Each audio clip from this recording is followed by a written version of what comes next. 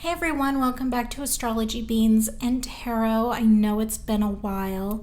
I wanted to make a video before now. Unfortunately, I ended up getting sick.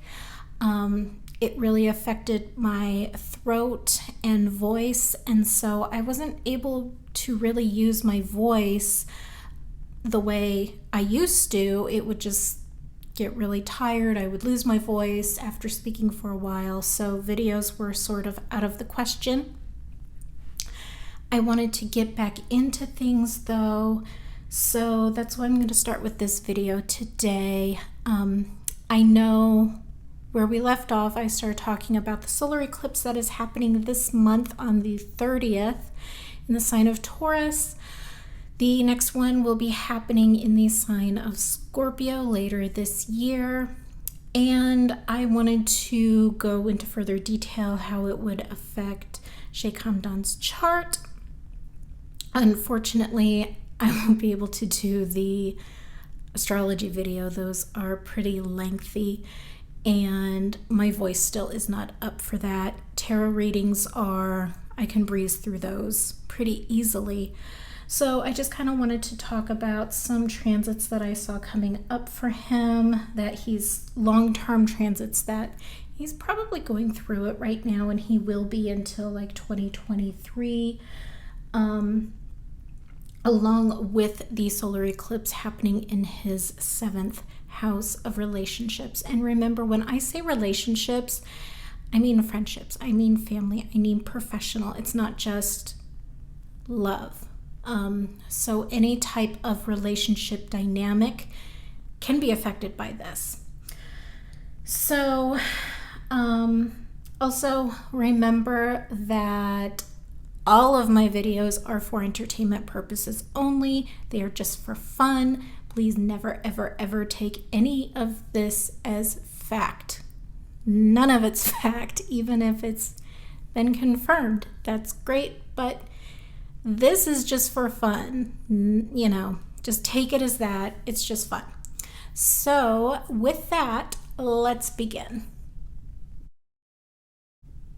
So before I get into the cards, I wanted to talk about a few transits that I saw in his chart. And remember, these are just guesstimates, as I do not know his exact time of birth. All of this is for entertainment purposes only. It's just for fun, so we're just going to leave it at that. What I did see, these transits that might be difficult for him right now on top of the eclipse energy, and eclipses are not always good or always bad. They're simply catalysts to fated events in your life. They're like, I think of it as like a light switch. It's turning certain events on in your life, or turning them off if it's meant to end. So think of it that way. It's not good, it's not bad, it's meant to be. What I did see in his chart that was kind of, that just looked kind of difficult for him. First thing, Saturn square his natal sun. This one is fading, but he's just been more aware of his limitations and responsibilities, possible dramatic turn of events that change the direction of his life. It's not an easy transit. It usually results in some suffering. Saturn loves to teach lessons, which to us, for some reason, we look at lessons as difficulties, struggles, things of that nature. So that could be where the quote-unquote suffering comes from. But they always bring new beginnings, so look at it that way. Next one is Saturn square his natal Venus. He's feeling isolated, just makes you want to slow down to evaluate your relationships with others. And again, when I say relationships, I mean friendships, family, professional, things of that nature. Just wanting to evaluate them, possibly cut feelings off from others, changes with those that are important to you, just kind of restructuring. This transit is going to be exact January 14th, 2023. So this is going to be going on for a while for him. And then the last one that stood out to me was Saturn square his Chiron. Painful realizations with this one. Chiron is the wounded warrior. So it can bring up old wounds for you. Possible clashes with Father Saturn, Father Saturn, and authority figures. Like I said, old wounds, but they're meant to be healed. So anything that comes up within this transit is meant to be healed. Yes, it's painful. Yes, it hurts. But if you heal this wound, you won't deal with it again. Like, it's not going to keep coming up, and it's best just to deal with it. So those are the ones that kind of stood out to me. Saturn was the main theme with this one. There were some other ones, but I didn't want to mention them simply because I don't know his exact time of birth. One of them was like square his ascendant. I forgot what planet was square his ascendant, but I didn't want to bring that one up simply because I don't know his exact ascendant. We think it's Scorpio because of the guesstimate time of birth, but I'm just going to leave it at that with these. So let's begin with the card reading. So let's look at the eclipse energy that's going to be surrounding him for like the next year and a half.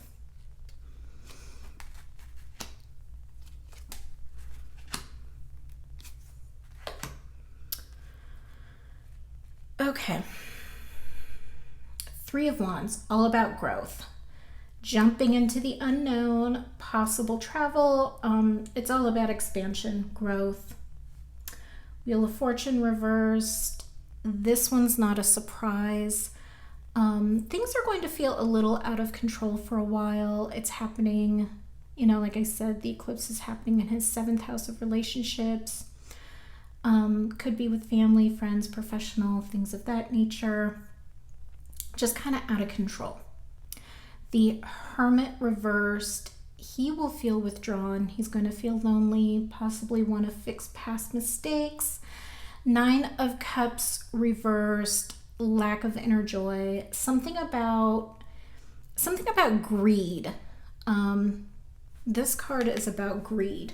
So something about greed is going to bother him. Possibly seeing someone's materialism for what it is, the greed is going to get to him, or he could be greedy about something. It could be him that's greedy.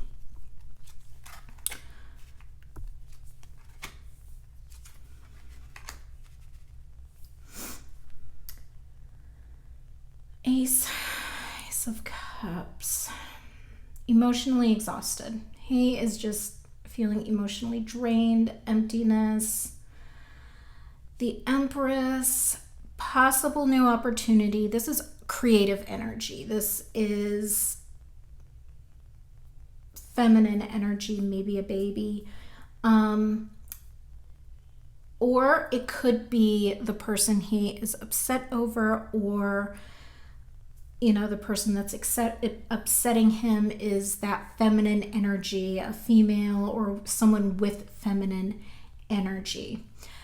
8 of Pentacles reversed. I feel like this is just emotional exhaustion that will lead to feeling a little unfocused, lack of ambition, or those around him are feeling unmotivated, cutting corners, just not focused.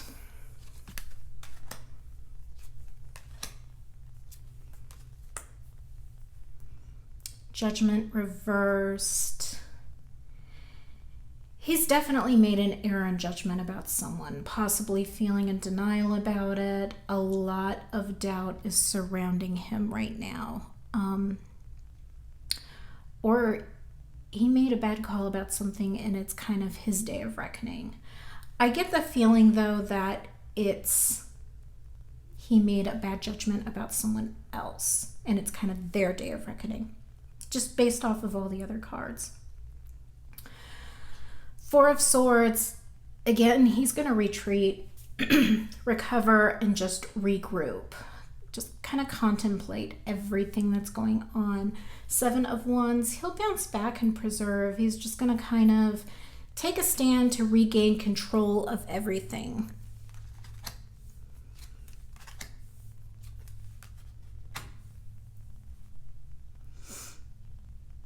Page of Cups. He's still feeling insecure. That seems to be a theme in this whole reading, is insecurity over possible relationships. With the 10 of Pentacles here, I kind of get the feeling that this is family energy that has let him down. The 10 of Pentacles is family money, inheritance, legacy, that type of energy. And with the 3 of Swords right next to the 10 of Pentacles, it's really leaning more towards family of relationships that he's kind of struggling with. The 3 of Swords, heartbreak, arguments, feeling betrayed, emotional pain. Yeah, I'm not getting much more.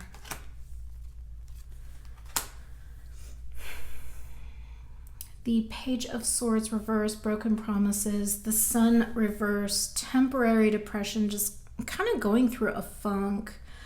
And the Death reversed, again, depression, just feeling things emotionally. Fear of change, holding on to things he shouldn't be. The cards are just, yeah, he's just kind of going through it. That's all I am getting for this reading. Remember, I don't get everything. I'm only allowed to see certain things. I've never asked to see information that I am not allowed to see. I only ask to see, bits and pieces of what I am allowed to see. And when the cards start to repeat themselves, it's their way of saying, okay, that's it. You've had enough. That's all you're allowed to see. And I'm going to respect that. Like, I'm not going to push it. That's why I don't do weekly readings on him, because I'm not going to push that boundary. I'm not going to say, well, give me more, give me more, give me more. No, I'm going to respect that boundary. I appreciate what I do get. I appreciate what I'm allowed to see, and I leave it at that. So this has sort of been the theme for a lot of his readings. I don't know if this is just based on the astrological transits that he's been going through, because the ones that I did mention are long term. Some of them can last a couple years, year and a half, things like that. So when I say he's been going through it, he's going through it. He just needs to get through it. So yeah, I'm kind of curious to see in a few months if the cards will tell me anything else. I will do other readings before now, but just kind of based on him individually. I'll wait, I usually wait, and I don't do it all the time. I know you guys would love that, but like I said, I won't. I'll look into, different dynamics with him, different people of card readings of that nature. So yeah, thank you again for watching my videos. I appreciate all of you. I appreciate everyone that likes and subscribes.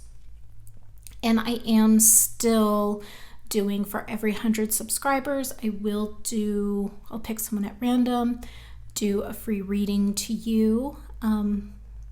That's for every 100 subscribers. So at 700, I'll do another reading. But again, thank you so much for watching, and I appreciate all of you.